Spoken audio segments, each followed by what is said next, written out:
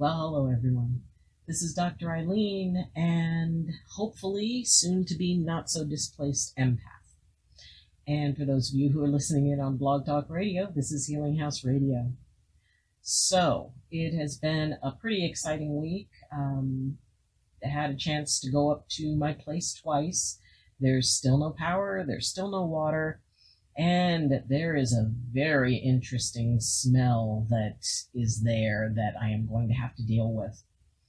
And I talked last time about feeling that my river was clogged up, that there wasn't anything flowing.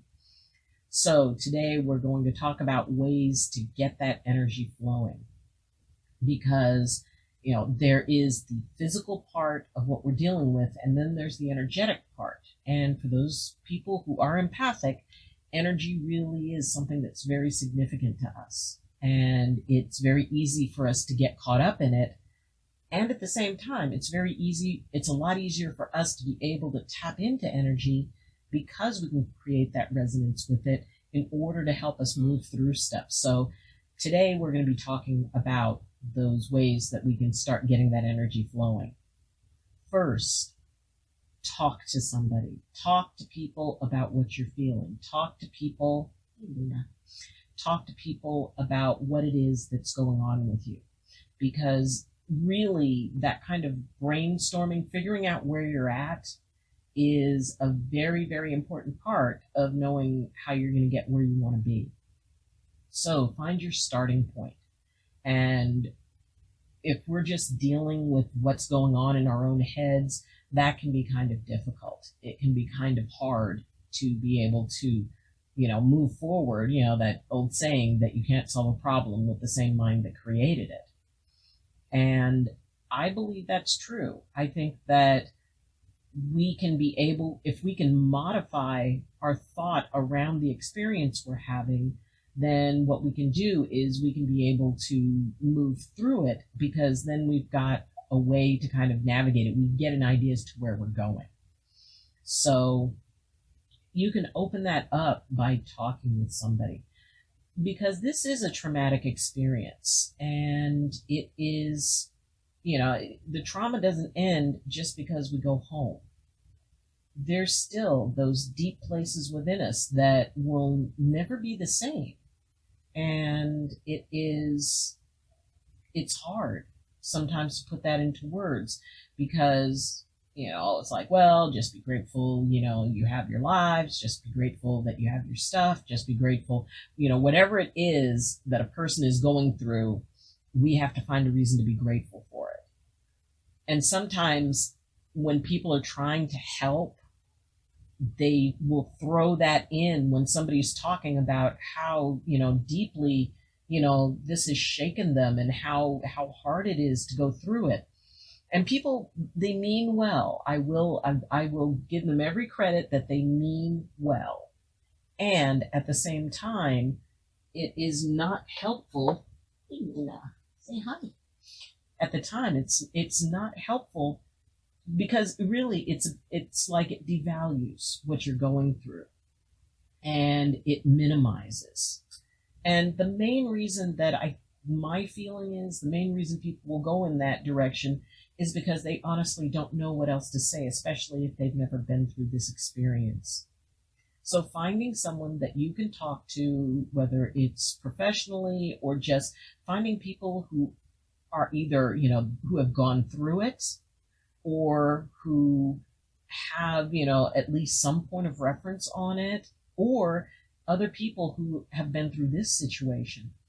Because by talking it out and getting those things out and not having to censor yourself or judge yourself, that's really important to begin that healing process, to begin that way of integrating this experience into ourselves, into our lives, and finding those places where we can be made stronger from it and ways to move forward from it.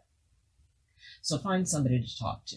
And, if you can't, then contact me, and I'll be happy to email me, and I'll be happy to talk with you about it. Because we have a point of reference. And Talking about it doesn't make it bad. It doesn't make it, oh, well, if you don't move past it, you're going to be stuck in this. Well, but if you don't identify it and deal with it, you're going to be stuck in it anyway. You're never going to be able to move beyond it if you don't really go into that place of, okay, this is how deeply this experience has affected my life. Do not let anyone minimize what it is that you are experiencing, because, it's important, because it's all those pieces that end up getting integrated at the end point. It's all of it. It's not just, well, cut it off here and leave it behind. No, this is going to be with us for always. What we do with it is what's important. How we manage it, how we, navigate being able to get out the other side. And we can all get out the other side. This is not bigger than any one of us. And it's certainly not bigger than us together. So, number one, talk to somebody, get it out of your head and into a way that you can be able to look at it, because once you start talking about it, you can see it from the outside rather than being trapped in it. Other things that we can do to get things flowing. Well, this morning I got up and, where I'm staying at my ex-mother-in-law's house, and they have been so kind and so sweet and so wonderful about letting me stay here and having that open. Well, out in the backyard was a lot of weeds, and, it wasn't very much like a garden. And I always remembered that, when we were married, my ex-husband and I, it was important to her to have us come and take care of that garden so she could have a nice little sitting place, whether she used it for that or not. So I went out there this morning and worked, and it's kind of a toasty day here in California today. And, I made sure I was hydrating, always be safe, hydrate. And I took breaks, but, I got all the weeds out, and the patio area, I was able to get that cleared off and, bring out the tables that were kind of off to the side, sort of just sitting there covered in stuff, and, figuring out which plants were actually maybe still alive and watering those. And, and when I was done, and I just felt so good. Now, granted, I had sweat enough to make me just want to burn the clothes that I was wearing. But there are times when a good sweat, just putting all of your effort, all of your focus into something that will give you a fairly, immediate response, a fairly short turnaround on, the effort that you do. And it took some hours. But when I was done and I looked and I saw how it felt more like a garden, and the energy was so much better out there. And we're going to be having a get together for my oldest son's birthday in a bit. And so I know that, my ex-husband and his wife are going to come, and I can't wait to see the looks on their faces, to see it cleared out, to see it nice and tidy and welcoming. And, and I even ran down to the dollar store and picked up some little, things that I could put on the tables and all of that stuff. Ooh, excuse me. Did I have to do that? No. But did exerting myself for something that I knew within a few hours I would see transformation. And see, that's a big part of this, is that transformation piece. And for me, I feel that this is a good kind of a warm-up because of the fact that I'm going to have to go home and there's a lot that I'm going to have to clean out, and I'm probably just going to tape up the refrigerator and ask my landlord if we could just get rid of it. But there's going to be a lot to clean and, to get the smell dealt with. And there's probably a lot I'm going to have to get rid of, especially things, the cloth where that scent probably just soaked in. So the idea of transformation and taking it to my place. Now, I was very lucky that I still have a home to go to. And I know that there are a lot of people who don't, and I'm so sorry. And for them, transformation is that much more vital because it's really like from the ground up. And I I don't know how I would manage if I had lost everything. And I know that I would have the love and support of a lot of people around me. And all the people who have lost that much, if you're one of them, there's a lot of support around you. There's a lot of people who love you. There's a lot of people who care about you. There are people in this community who are ready to stand with you because, we are a community, our little mountain town. And for everybody who's going through something, there are people there who are ready to help you. Don't feel like you've got to do this alone, because that's one of the biggest ways that, that flow gets just crammed up and stuck, is when we try to think we've got to do it alone. We can't do it alone. And none of us do anything alone. If nothing else, there's somebody who's wishing you well. And if it's nobody else, then it's me. And I believe in you. And I know it's hard. And I know you can overcome it because I know you're strong. I also know you are loved. And there are people who are ready to just surround you with that love. And sometimes we have to accept it. And it can be hard because when you have that much love coming in, it makes you feel vulnerable. And you break down and maybe you cry. And you don't want to cry in front of people, or you don't want to get all mushy. Well, go ahead and let yourself cry. If somebody, does something nice, and if somebody is there for you, and if somebody helps you, and it really touches you to that point where it brings you to tears, let it happen. Because that is clearing. That is moving the energy. Sometimes just having a good cry is enough to get the energy moving again. Don't think that if you start crying, you're never going to stop. You will stop. We will empty out. And then when you've stopped, and you dry your eyes and wash your face or go have a good shower, and then you think, okay, now what do I do?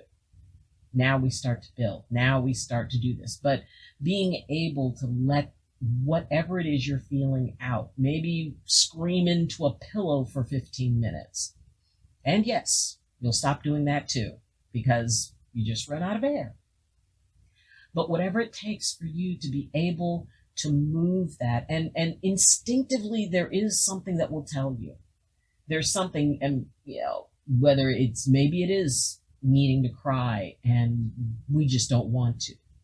Or maybe it is screaming in a pillow, but we don't want to disturb people, or we don't want to do something that seems that silly. It's not silly if it helps. And maybe you need to, sit and have a bubble bath. That helps. Maybe you do need to cry, watch, find a friend who always cries at sad movies and watch a sad movie with them. That way you can cry and they'll cry, so you don't feel like you're alone. But whatever it takes for you to be able to let that out, and, anger is a part of the grieving process. So if you're feeling angry and you need to do something to let that out, usually a very, very physical activity. And like I said, I spent hours out pulling weeds by hand and moving stuff and shifting stuff and sweating like crazy. But there's something about just expending that energy till you're exhausted. I feel exhausted, but it's a good exhausted. And I haven't felt a good exhausted. I've just felt exhausted for a very long time. And this is the first time in a long time that I felt good exhausted. And we all know that feeling. It's like exhausted but satisfied, and that you can see the fruits of your labor, and you can see change and transformation that you yourself made happen. So yeah, maybe it's pulling weeds, maybe it's going and running around a track, maybe it's crying, maybe it's screaming into a pillow, and maybe it's just sitting and being quiet.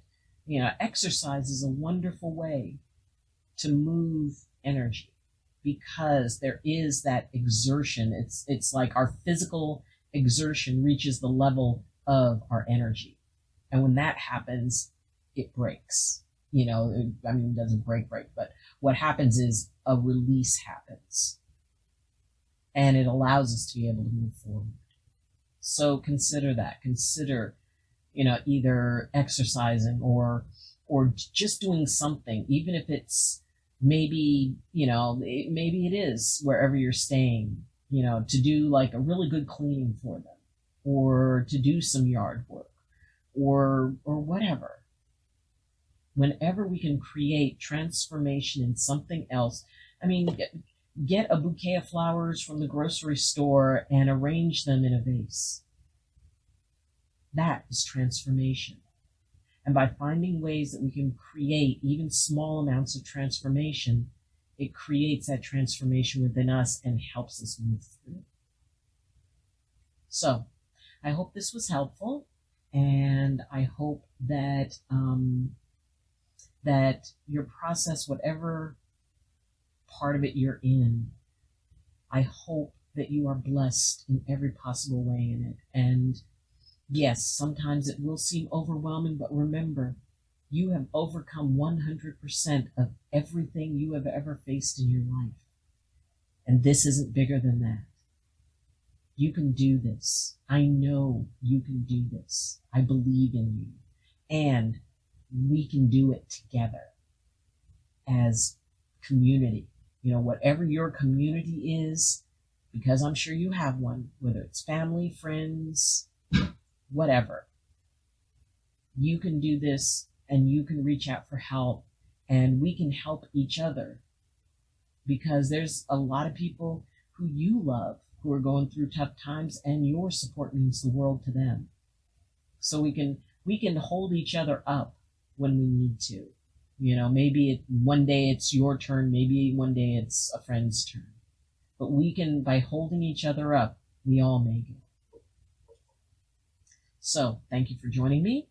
And if you have any questions, comments, or concerns about this or about anything else that I say, please contact me. You can leave comments in the comments section.